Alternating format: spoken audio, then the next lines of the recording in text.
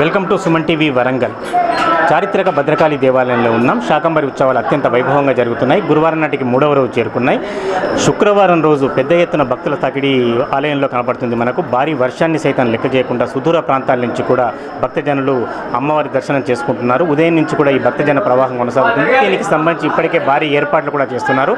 అటు వర్షానికి లెక్క చేయకుండా వస్తున్న భక్తుల కోసం మరో విశేషం ఏమిటంటే అటు ట్రాఫిక్ పోలీసులు కావచ్చు, లేకపోతే సివిల్ పోలీసులు కావచ్చు, ప్రత్యేక బాంబు స్క్వాడ్ కూడా మన విజువల్లో చూడవచ్చు.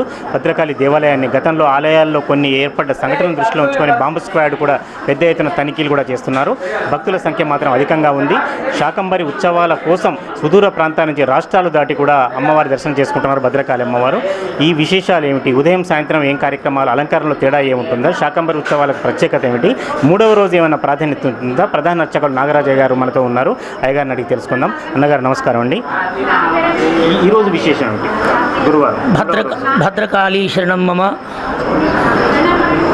శాకంబరి నవరాత్రి మహోత్సవములు ఈనాడు 3వ రోజుకు చేరుకున్నవి. కాళీ కపాలిని కుల్లాగా ఈనాడు అమ్మవారు అలంకారంలో దర్శనమిస్తుంది. సాయంత్రము షోడశి మహానిత్యలను అనుసరించి కామేశ్వరి భగమాలి నిత్యక్లిన్నాగా సాయంత్రము అమ్మవారు అర్చనలో భాగంగా అమ్మవారిని ఆరాధిస్తాము. శుక్రవారం అంటేనే అమ్మవారు. భగవతి అమ్మవారిని దర్శనం శుక్రవారం చేసుకోవడం ద్వారా స్త్రీలకు సౌభాగ్యము, పురుషులకు ఐశ్వర్యము, ఆయురారోగ్యాలను ప్రాధాన్యం. శుక్రవారం నాడు ఆదివారం సూర్యుడిని, శుక్రవారం అమ్మవారిని, శనివారం వెంకటేశ్వరుణ్ణి, ఇలా మనం ఒక్కొక్క దేవతను ఆరాధిస్తాము. ముఖ్యంగా శుక్రవారం అంటేనే శుక్రుడు, అమ్మవారు ఇంద్రాణీదేవి. ఆమెను ఆరాధించడం ద్వారా మనకు అనేక శుభాలు కలుగుతాయి. మళ్ళీ ఈరోజు కుల్లాక్రమంలో శుక్రవారము అమ్మవారిని ఆరాధన చేయడం ద్వారా, కుల్లా అంటే భూమిని ఉద్ధరించినటువంటి అమ్మవారు, వారాహి రూపము. అమ్మవారు ఈ భూమిని కాపాడుతూ ఉంటుంది తన కోరలతోటి, వారాహి రూపంలో. కాబట్టి అమ్మవారు నేనున్నాను, మీరు దిగులు చెందవద్దు, మీరు చేయాల్సింది భక్తి మార్గంలో, ధర్మ మార్గంలో ప్రయాణం చేయండి, ఎన్ని కష్టాలు వచ్చినా నేనున్నాను, అహం బ్రహ్మస్వరూపిణి, నేనే బ్రహ్మను, నేనే రుద్రను, నేనే విష్ణువును అని అమ్మవారు తెలుపుతుంది. నిత్యక్రిన్నా కూడా అమ్మవారు ఆమె మనకు అనేక జ్ఞాన సంపదలను అందజేస్తుంది. శుక్రవారం నాడు అమ్మవారిని దర్శించడమే పుణ్యము.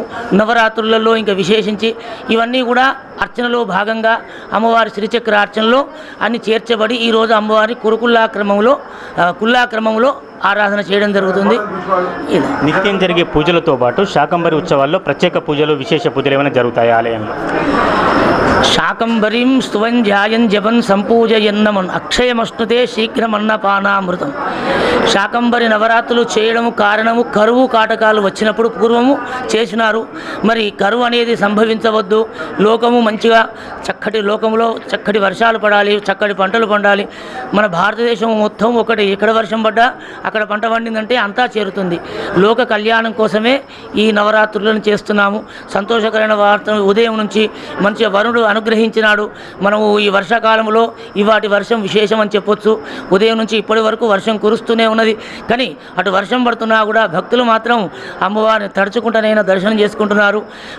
అంతే కదా, భగవద్ దర్శనము యోగక్షేమము, మనకు అన్నీ మంచిని ప్రసాదించాలి అని అమ్మవారిని దర్శించుకోవడం. ఈసారి పడ్డ వర్షము కూడా కొంత మనకు ఉపశమనాన్ని ఇస్తుంది. ఇలాగే ఇంకా విస్తారమైన వర్షాలు పడాలి, కుంభవృష్టిగా పడాలి, చెరువులు అన్నీ నిండాలి, నదులు ప్రవహించాలి అని ఈ శాకంబరి నవరాత్రులు చేయడం తాత్పర్యమే ఇది. పూర్వకాలం కష్టం కరువు వచ్చినప్పుడు అమ్మవారి శరీరం నుంచే అనేక జలధారలను, సువృష్టిని కురిపించి అనేక పంటలను పండించి కూరగాయలన్నీ అమ్మవారు లోకానికి అందజేసింది. కాబట్టి ప్రతి సంవత్సరం మనం ఈ ఉత్సవాలు చేస్తున్నాము. ఒకటే ప్రార్థన, లోక కళ్యాణమే. స్వామి, ఇంకా ఎన్ని రోజులు జరుగుతాయి? చివరి రోజు ఏముంటుంది? చివరి రోజు ఏ రోజు జరుగుతుంది? ఆ రోజు ఏం చేస్తారు? 15 రోజుల పాటు, ఇవాళ ఇంకా 13 రోజుల పాటు, ఇంకా 12 రోజుల పాటు జరుగుతుంది. గురు పౌర్ణమి అంటారు, వ్యాస పౌర్ణమి. అది శాఖా పున్నమిగా మనం పిలుస్తాము. ఆనాడు ఆకుకూరలు, కూరగాయలు, ఎన్ని రకాల వంగడాలు ఇప్పుడు లభిస్తున్నాయో మార్కెట్లలో, ఇదరికన్నా ఇంకా వివిధ రకాలుగా మనకు ఈనాడు లభిస్తున్నాయి. వీటన్నీ కూడా బోయిన్పల్లి మార్కెట్ హైదరాబాద్ నుంచి తీసుకొని వచ్చి కడిగి మంచిగా తుడిచి అన్నిటిని చక్కగా మంచి దారములతోటి చక్కగా అల్లి అమ్మవారిని ఆ కంఠాభరణములుగా ఆనాడు పూలు అమ్మవారి మెడలో వేయము, పత్రి వేయము, కేవలం ఆకుకూరలు, కూరగాయలు, కొన్ని రకాల పండ్లను అమ్మవారికి సమర్పిస్తాము. చివరి రోజు 29వ తారీఖు నాడు పౌర్ణమి నాడు మాత్రమే కూరగాయల అలంకారం ఉంటుంది. రోజు నవరాత్రులు జరుగుతాయి. రోజొక విధమైనటువంటి ఒక నివేదన, రోజు ఒక పద్ధతిలో శ్రీచక్ర క్రమ అర్చన జరుగుతుంది. ఆనాడు మాత్రం శాకాంబరిగానే అమ్మవారు దర్శనమిస్తుంది. నిండు పౌర్ణమి నాడు అమ్మవారు ఆకుకూరలు, కూరగాయలు ధరించి కరువు కాటకాలను తీరుస్తా అన్నట్టుగా అమ్మవారు శోభాయమానంగా మనకు దర్శనం ఇవ్వనుంది. ఇది ప్రధాన అర్చకుడు నాగరాజయ్య గారు చెప్పినట్టుగా ఇప్పటికే 3వ రోజు ప్రారంభమయ్యాయి. శాకంబరి ఉత్సవాలు చాలా పెద్ద ఎత్తున జరుగుతున్నాయి. అంగరంగ వైభవంగా జరుగుతున్న ఉత్సవాలకు సుదూర ప్రాంతాల నుంచి కూడా వందలాది మంది, వేల సంఖ్యలో కూడా భక్తులు వస్తున్నారు. నిజానికి ఏ కరువు కాటకాలు తొలగిల్లాలని మనం ప్రార్థనలు చేస్తున్నామో దానికి సంభవించినట్టుగా వర్ణదేవుడు ప్రార్థించినట్లుగా, కరుణించినట్లుగా ఈ శుక్రవారం రోజు తెల్లవారుజాము నుంచి పెద్ద ఎత్తున కూడా వర్షాలు ప్రారంభమయ్యాయి. దీనికి సంబంధించి అన్ని ఏర్పాట్లు చేస్తున్నారు. ఈ ఉత్సవాలు ఈ నెల 29వ తేదీ గురు పౌర్ణిమ వరకు జరగనున్నాయి. గురు పౌర్ణిమ రోజు నిజానికి ఆ వైభవం అంతా కూడా కల్లారా చూడాల్సిందే. అమ్మవారిని వివిధ రకాల శాఖలతో అంటే కూరగాయలతో అలంకరించనున్నారు. దానికి సంబంధించి భక్తులు కూడా సుదూర ప్రాంతాల నుంచి వస్తారు. ఇందుకు సంబంధించిన ఆలయ సంబంధించిన అన్ని అధికారులు కూడా అన్ని ఏర్పాట్లు చేస్తున్నారు. కెమెరామెన్ ఆంజనేయులతో వేణుమాధవ్, సుమన్ టీవీ, వరంగల్.